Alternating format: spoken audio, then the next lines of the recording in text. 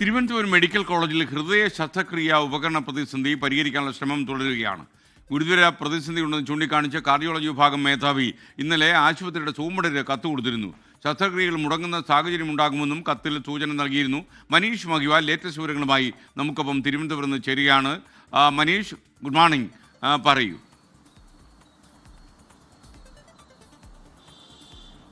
Kottayam medical, അതായത് സ്വകാര്യ മേഖല കഴിഞ്ഞു കഴിഞ്ഞാൽ ഏറ്റവും കൂടുതൽ ഹൃദയ ശസ്ത്രക്രിയ നടക്കുന്ന രണ്ട് സർക്കാർ സ്ഥാപനങ്ങൾ, ഒന്ന് കോട്ടയം മെഡിക്കൽ കോളേജും രണ്ടാമത് തിരുവനന്തപുരം മെഡിക്കൽ കോളേജുമാണ്. അത്തരത്തിൽ പ്രധാനപ്പെട്ട പല ശസ്ത്രക്രിയകളും, അതായത് മാസങ്ങളോളം ഉള്ള ഇപ്പോഴും ലിസ്റ്റ് ചെയ്യപ്പെട്ട ശസ്ത്രക്രിയ നടക്കേണ്ട സർക്കാർ സ്ഥാപനമാണ് ഈ തിരുവനന്തപുരം മെഡിക്കൽ കോളേജ്. അങ്ങനെയുള്ളൊരു സ്ഥാപനത്തിലാണ് നിലവിൽ ഈ അടുത്ത ദിവസം മുതൽ, അതായത് ഏകദേശം ഒരാഴ്ചക്കുള്ളിൽ തന്നെ ഈ പ്രതിസന്ധി പരിഹരിച്ചില്ലെങ്കിൽ, ഉപകരണവുമായി ബന്ധപ്പെട്ട കാര്യങ്ങളിൽ ഒരു തീരുമാനമുണ്ടായില്ലെങ്കിൽ ശസ്ത്രക്രിയ അടക്കം മുടങ്ങുന്ന സാഹചര്യത്തിലേക്ക് എത്തും എന്നാണ് കാർഡിയോളജി വിഭാഗം മേധാവി കഴിഞ്ഞ ദിവസം മെഡിക്കൽ കോളേജ് സൂപ്രണ്ടിന് കൊടുത്ത കത്തിൽ സൂചിപ്പിച്ചിട്ടുള്ളത്.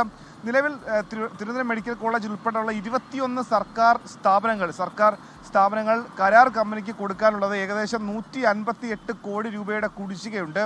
അതിൽ തിരുവനന്തപുരം മെഡിക്കൽ കോളേജിൽ മാത്രം ഏകദേശം 29 കോടി 56 ലക്ഷം രൂപയുടെ കുടിശ്ശികയാണ് ഈ കരാറുകാരന് കൊടുക്കാനുള്ളത്. അത്തരത്തിൽ ഈ കരാർ കമ്പനികൾ ഈ ഉപകരണവുമായി ബന്ധപ്പെട്ട കാര്യങ്ങളിൽ ഈ അനുബന്ധ ഉപകരണങ്ങൾ ഇനി കൂടുതൽ വിതരണം ചെയ്യണമെങ്കിൽ ഈ രീതിയിലുള്ള കുടിശ്ശിക തീർത്താൽ മാത്രമേ കഴിയുകയുള്ളൂ. നിലവിൽ ഈ സെപ്റ്റംബർ 1 തീയതി മുതൽ കേരളത്തിലെ എല്ലാ സർക്കാർ സ്ഥാപനത്തിലേക്കും ഈ കരാറുകാരൻ കൊടുക്കുന്ന ഉപകരണങ്ങളൊക്കെ തന്നെ നിർത്തിവെച്ചിട്ടുണ്ട്.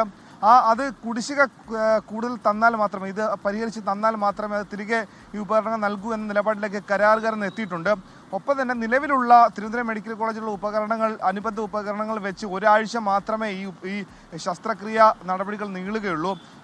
ഇത് പരിഹരിച്ചില്ലെങ്കിൽ ഗുരുതരമായ പ്രതിസന്ധിയിലേക്ക് എത്തും. അത് ഒരാഴ്ച കഴിഞ്ഞാൽ വലിയ പ്രതിസന്ധിയിലേക്ക് എത്തുമെന്ന് സൂചിപ്പിച്ചാണ് നിലവിൽ കത്ത് നൽകിയിട്ടുള്ളത്. അതുകൊണ്ട് തന്നെ പ്രശ്നം പരിഹരിച്ചില്ലെങ്കിൽ അത് വലിയ രീതിയിൽ തിരുവനന്തപുരം മെഡിക്കൽ കോളേജിലെ ഹൃദയ മാറ്റിവെക്കൽ ശസ്ത്രക്രിയ അടക്കമുള്ള ശസ്ത്രക്രിയകളെ ബാധിക്കുമെന്നാണ് കാർഡിയോളജി വിഭാഗം മേധാവി ഈ സൂപ്രണ്ടിന് കൊടുത്ത കത്തിൽ സൂചിപ്പിക്കുന്നത്.